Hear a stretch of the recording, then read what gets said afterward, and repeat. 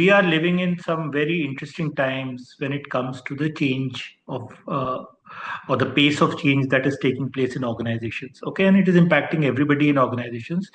Most importantly, from all our perspectives, the workforce or the people who go to work in an organization. Right, as HR practitioners, one of the questions we are constantly asked is how do you strike a balance between technology adoption, innovation, bringing in artificial intelligence, and preserving the culture of the workplace, preserving employees, their jobs, etc. I think the most sensible way that human resource functions can go about this is to define what their utilization of technology is going to be like. So, what I mean by that is that it's an unprecedented opportunity to automate a lot of the administrative tasks. Okay, and that should be the first priority for HR departments. That you take care of repeatable administrative operational tasks and use technology or AI to automate them. That frees up a significant percentage of time for the practitioner of human resources to engage in more value-adding activity, which means the real purpose of HR. If you ask any employee, they want employees to be HR professionals to be the champions for employee voices. Right? And the way we can do it is that if we spend more time talking to employees, engaging with them, I think HR can do that, provided they are freed of the administrative burden. The second role AI and technology can play is helping in bringing analytics and analysis into decision making. A lot of the HR decisions are seen as instinctive, situation based, and so on. I think it's high time that organizations start adopting more of an analytics based approach to HR decision making. And once we start doing that, we will find that our decisions are more predictable, they are more consistent, and therefore our value to the organization becomes more, reliable as well. Lastly, given all of these things being done through technology, the HR practitioner can now focus on higher order things like being a consultative partner to leadership, guiding talent management, guiding employee engagement in an organization. So I think that's the best way to strike a balance between technology adoption and retaining the softer aspects of human resource management. I think it's a great time where technology will enable this to happen much faster. I see it as an opportunity more than a threat.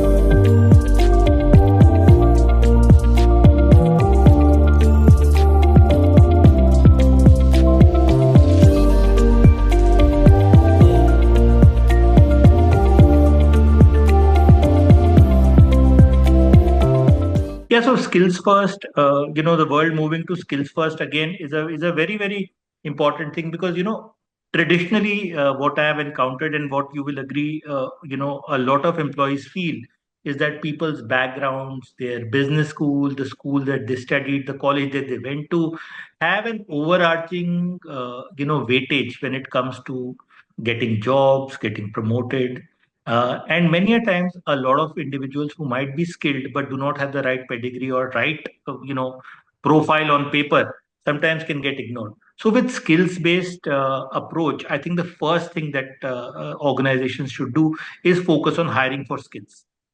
Right. What that means is that you're no longer hiring people based on their, the name of the college or the institute that they have studied in, but you're actually hiring for the skills that you need for the job. Right. And if you follow the same thought process logically through the entire employee life cycle, which means when a person is, being considered for promotion, then also you're not looking at, background, pedigree, where this person has come from. You're actually looking at what skills this individual is actually presenting related to the jobs that either they're performing or they are being tested for. So I think skills-based assessment is a very, very, integral part of making skills-based talent management a success. In our context, in my organization, I can tell you that we've actually developed a technology which enables this. Right, it's an assessment platform which actually assesses technical skills, competencies, domain knowledge, all of those elements for every stage of the employee life cycle, whether it's at the time of hiring, whether it's for identifying training and development needs, whether it's for identifying high potential employees to grow further. And that has actually organizations or users of this technology have found great value in actually bringing a lot of fairness in their decision making when it comes to talent.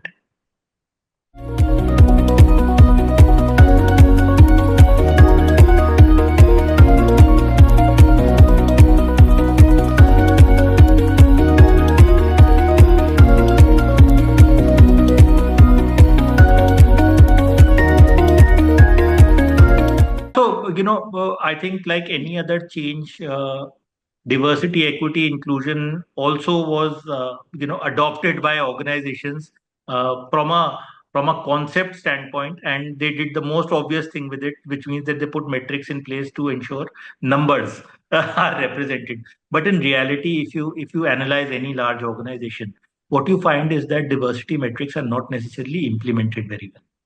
If you look at, for example, most common statistic which people talk about, number of or percentage of women in leadership roles, or another statistic that you may have heard is that women getting paid less compared to their male employees. I'm taking the most basic definition of diversity, which is just gender diversity. I'm not even going into other more complex elements of diversity, whether in our country, whether it's caste, community, representation, whether it's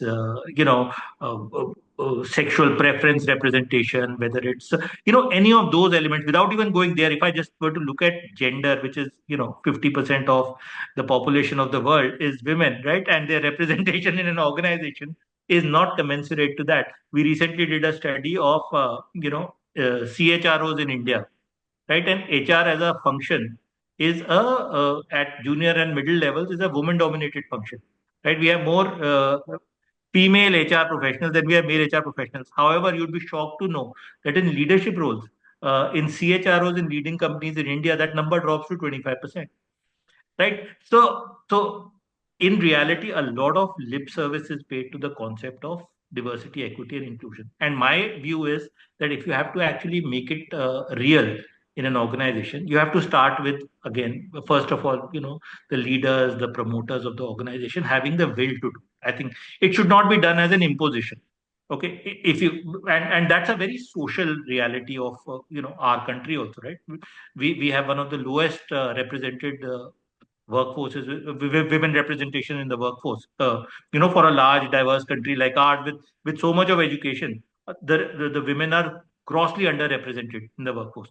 So I'm saying that if you have to make it real, you have to start by first doing analysis of where the problem lies, right? So you have to first say that, okay, if I genuinely want to make my workforce inclusive and equitable, I first analyze where the challenges are. I analyze to see which are the different constituencies which are missing out. Am I actually promoting certain type of people, not promoting certain type of people?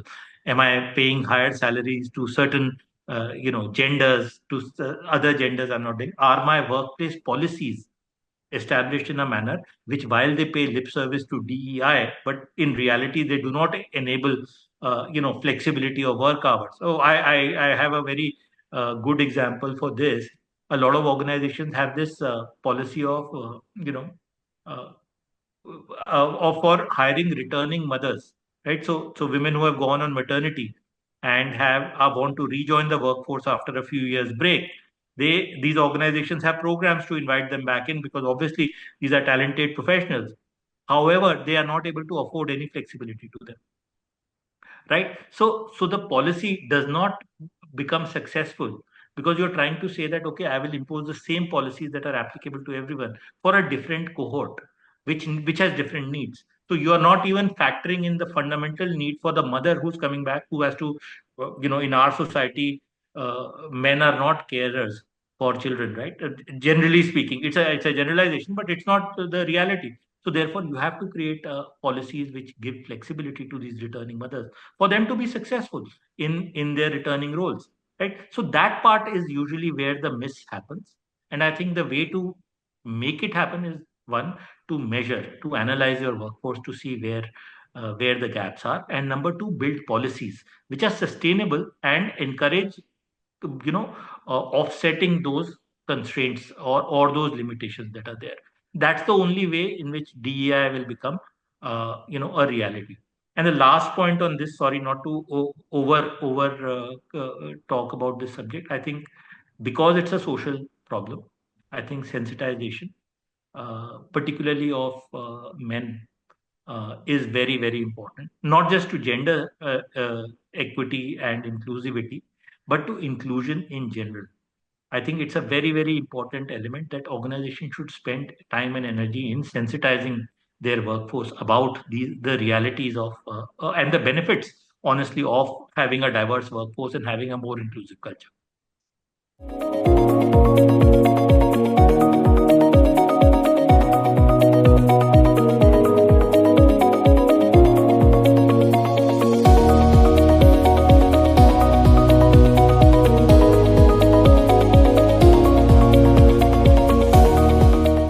It's a great question that you posed, and it's one of my favorite areas because we are doing a lot of work with organizations in strategic workforce planning. Now, what this jargonistic concept that I'm explaining entails, it entails two or three things. It entails not just looking at past data of how your workforce is changing. So it's looking at, for example, how many people leave your workforce, how many people typically join, what are their profiles, where all do they join, what is the internal labor market movement. What I mean with that is what number of people do you promote every year, how many people remain plateaued in particular levels, what is the profile of these people, are people from a particular department getting promoted faster compared to another department, right? So taking all these factors into account in the context of what the strategy of the company is for the future. So if a company has a 5-year strategic focus, we help them analyze their workforce trends from the past to say, okay, this is the sort of a predictive model you can have for your workforce. These many people are going to retire, these many people are going to join. When you go to B school, these many people you're going to take in. This is what their growth trajectory is going to be. So it gives a model of prediction of how you can shape your workforce. This is one example, right? The same thing you can do for example, industries which have very high attrition. So in India, one of the big challenges for many industries is high attrition, right? So if you have predictive models for predicting who's going to leave the organization, right? What happens, for example, predictive models can tell you that people, highest percentage of attrition happens within the first 3 months of somebody joining, right? Or it happens when somebody has not been promoted beyond a certain number of years, right? That attrition does take place. It happens when manager engagement scores are poor, right? These are all markers of attrition. So if you can build a model to predict that wherever these markers are getting into place, these are the employees who are susceptible, you can take proactive actions to prevent people from leaving, right? So these are sort of examples of where one can use predictive analytics to shape the future of the workforce.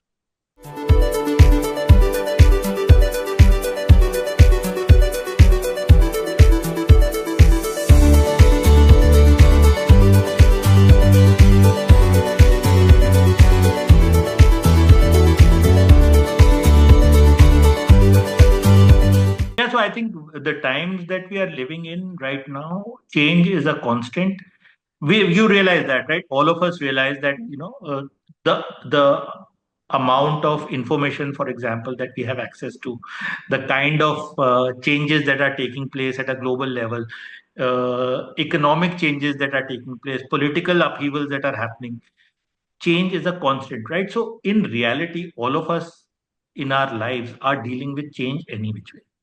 Okay. Now, in an organizational sort of a setup, the role of HR becomes, an enabler's role to enable the employees to become better at dealing with this change. Now, what could that mean? That could mean that one, that readiness for change is something. So, if you have, for example, an organization change being planned, be proactive about it, share with your team, and so on, and say that the employees become mentally better prepared to accept it, positioning change as a positive, right? Because what happens when change happens is that our invariable first reaction is that something that was predictable is no longer going to be the same. So something new is going to happen, and that's going to be negative, right? So actually projecting the positive elements of change for employees, I think, is very, very important. The third part is, of course, there are negative consequences of change. To be able to help them through mental wellness initiatives, through employee assistance programs, to grapple with if they have a perceived negative impact of change, deal with that much better.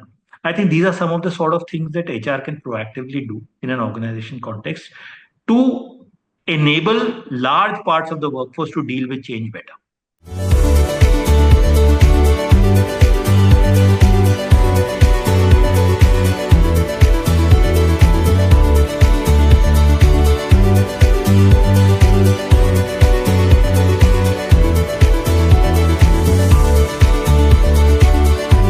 Yeah, again, well, I think it's a perfect question to ask as a summary of all the things. See, technology is coming in, change is happening, employees. We are talking about bringing more diverse workforces into play. So if you look at today's workforce in any large organization, we have at least four generational cohorts represented there, right? So you have baby boomers, Gen X, Gen Y, Gen Z, Gen Alpha also starting to do internships now, right? So it's a very, very diverse mix that you have in any organization. Now, what binds this workforce together, okay, is the culture of an organization. The prime ownership of the culture of an organization sits functionally with HR and with the leaders of an organization, right? Their job is to make sure that whatever is the desired culture of an organization gets perpetuated. So I think steps for HR to take is to one, define clearly what that culture is. So if you want to be meritocratic, if you want to be transparent, if you want to be values led, if you want to be ethical, those are sort of things with HR along with leadership needs to define first. Then you have to measure yourself against that and constantly measure yourself against that to see whether or not we are actually stacking up against these values that we have defined. Number three, leaders have to walk the talk, right? So the leaders have to embody the culture.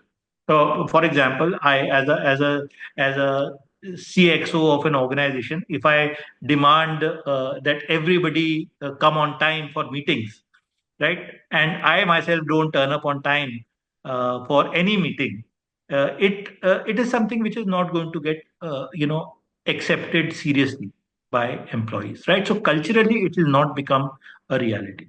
Only when I start living the value that I want to see in others will people start saying that, okay, come what may, whether it rains that day, whether there's a traffic jam, this person makes it a point to make sure that they turn up on time for a meeting. And if they cannot, they inform proactively or they adjust the meeting time.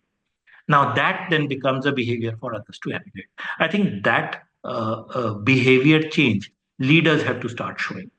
And lastly, HR has to put in mechanisms so that this good behavior gets rewarded, right? So if others start showing this good behavior, then there should be mechanisms to reward it, mechanisms to recognize the fact that people are showing the right desirable behavior. Once that starts happening, more and more people start doing the right things, and therefore the culture improves of an organization. That's, I think, the way the entire cultural element can be handled by human resource departments.